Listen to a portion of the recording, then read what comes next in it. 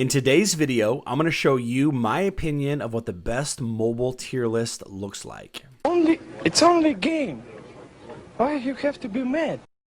What is up, heroes of Dominion? My name is Charlie. This is Herowarscentral, and in today's video, I want to talk about tier lists. But before we get into the heroes and where they go, I wanted to first discuss my tier list, the different sections of my tier list, and what they're about. Give a little bit of context to the different categories, because it's not a traditional tier list.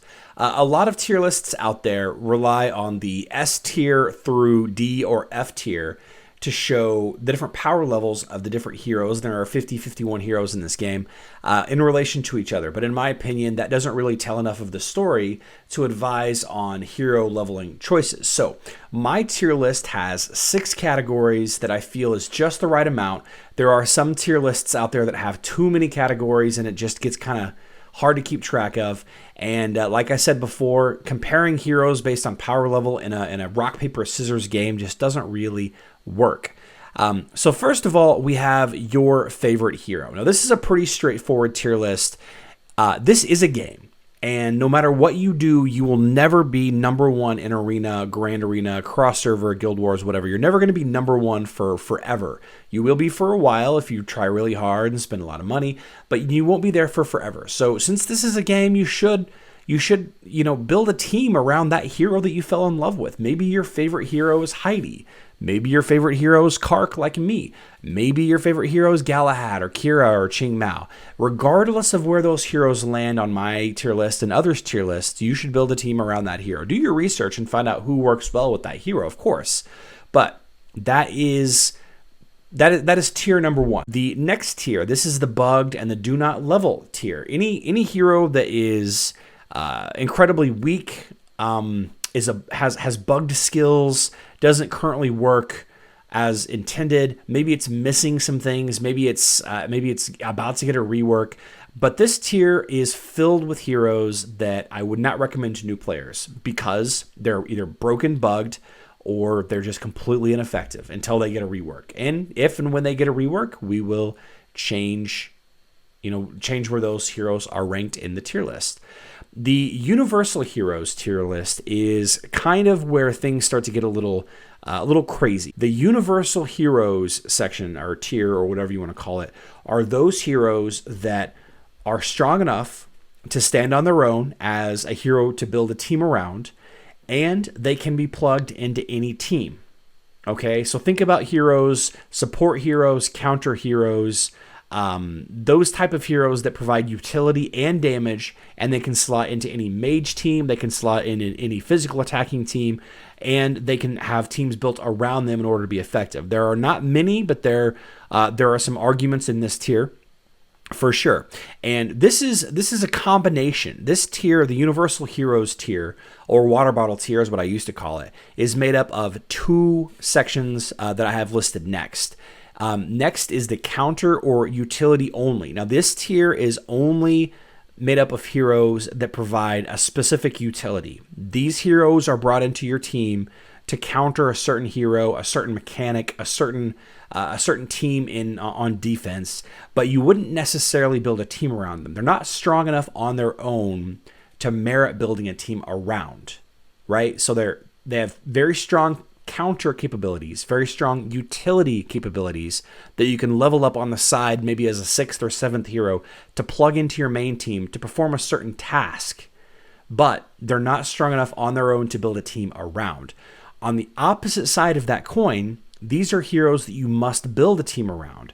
These are heroes that don't fit into every team, that don't provide a ton of utility, but are strong enough on their own to build a team around. These are going to be most of your damage dealers. These are going to be most of your mages and warriors and marksmen. Those heroes that don't provide a ton of utility, again, they don't counter really anybody. They don't provide certain utility, but they're definitely strong enough to build a team around. And then finally, we have the Outland or Tower or Campaign only heroes. And this tier section is for those heroes that I wouldn't recommend leveling up for any other reason than to use against bosses or to use in the tower or maybe in the campaign. So that's a quick 4 to 5 minute explainer of my tier list. It's my opinion, again, 100% my opinion. Let's get into the hero selection. So here it is. Here is my mobile tier list selection. Remember, this is 100% based on my opinion and a little bit of the community effort as well. So let me talk through some of these together. I thought about doing like a slow reveal on each, but that's just, there's no need to do all of that. Judge and Phobos, bugged, do not level. These are heroes that I feel are too weak to use elsewhere. I know that Judge does have some effectiveness in some teams, and you could plug him into a counter hero or another slot, but I like to put him here. Phobos, until his ultimate ability gets reworked like it was on Facebook, I like to keep it right here, but I do believe Phobos will get a similar rework, and he will become a fantastic counter or utility-only hero. Now, universal heroes and counter utility and heroes you must build a team around, these next three columns, there's a lot of wiggle room with these three categories, and I thought long and hard about some of these. Some of these heroes are incredibly easy to place. Basically, the first row of my Universal Heroes tab here are all, in my opinion, no-brainers. These heroes will fit into any team without causing too much issue. Consider fitting any of these heroes into any Twins team, into any Karka team, into any Satori team. They fit. They provide utility. There is a question with Corvus maybe, but that second row is where things start to get a little fuzzy. Some people see Rufus as a counter mage only hero.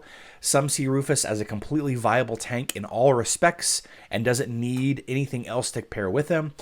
Nebula is position requirement. Nebula is one of the best heroes in the game, provides a ton of utility, can be slot into basically every team, but her position requirement could move her down to the heroes you must build a team around section.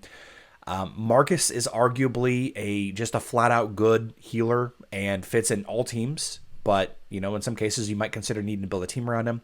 Satori being included in this column as a pure damage dealer is an argument, but Satori does counter energy gain heroes like Jorgen and Orion, so you could potentially slot him into most teams, and I think those inclusions, considering how popular Jorgen is, I think those inclusions make him slottable into any team. I think you could slot Satori into any team if you're having trouble with a very strong Jorgen or Orion, which elevates him beyond counter hero. And obviously you build a team around him, so he fits here. Astrid and Lucas was a really big argument as well. Astrid and Lucas can be included to protect your team from armor. For high physical attack teams, she can be included to bolster up a weak tank. She can be included for a lot of different reasons. High damage up front, using no tank like an Elmir tank or an Anvari tank. I think Sebastian belongs in this column also. The counter or utility heroes is another big argument that we had. Everything basically from Chaba to Morgan probably can be argued to be in different places. Chaba is probably the tank that requires the most investment in order to be effective, but really he's only seen used as a counter to enemy tanks that are active, like an Aurora or a Luther or a Marcus. Arachne, probably strong enough to survive on her own as a high-end damage dealer, especially on mobile. However, she is most often used to counter Kark, and similar to Astrid and Lucas in that regard, but I don't like her there. And again, this is my opinion. You could probably move Arachne anywhere. Same with Leon. Leon, you could easily build a team around Leon. You could build a single target team, even though that team kind of sucks. But Leon is most often seen as included for countering heroes, and that's why I have her here. Qingmao could be a primary damage dealer. She absolutely could be a primary damage dealer, and she obviously does counter high armor tanks.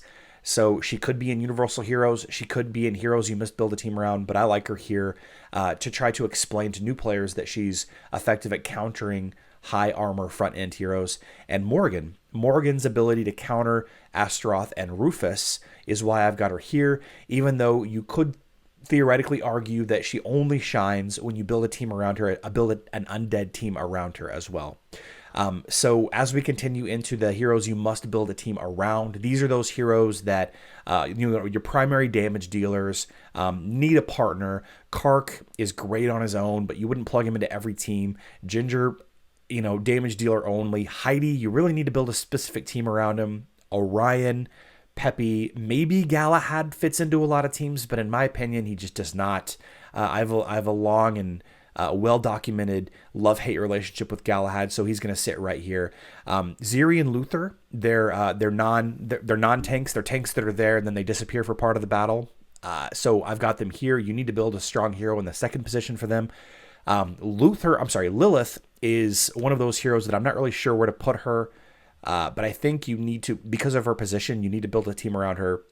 But a couple of the other heroes at the end, everything from basically Lilith on are the big arguments. Maya, some people think Maya fits into every team. Some people think you need to build a team specifically for her. Dante, same situation. A lot of people think you can plug Dante into every team, but I really think he's only effective to counter dodge teams, and even then you want to only plug him into a dodge team. I don't know. I don't know about Dante yet. Dorian is the best healer in the game, but based on positioning. So I put him, you have to build a team around him. And Jet, is incredibly reliant on only being in physical attack teams. So that's why I put him here. Now, Mojo being in the PvE, Outland, or Tower, or Campaign only, Mojo is probably okay being moved up to the heroes you must build a team around tier, the yellow tier here. But since he's so weak, and I don't like to recommend him to any new players that are leveling him up, I like to put him here.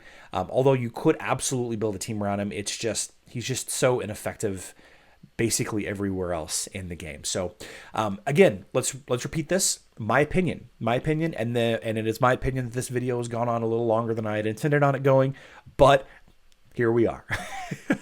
Let me know down in the comment section down below some glaring mistakes in my tier list. I need to know what you guys think about it. I am open to changing this.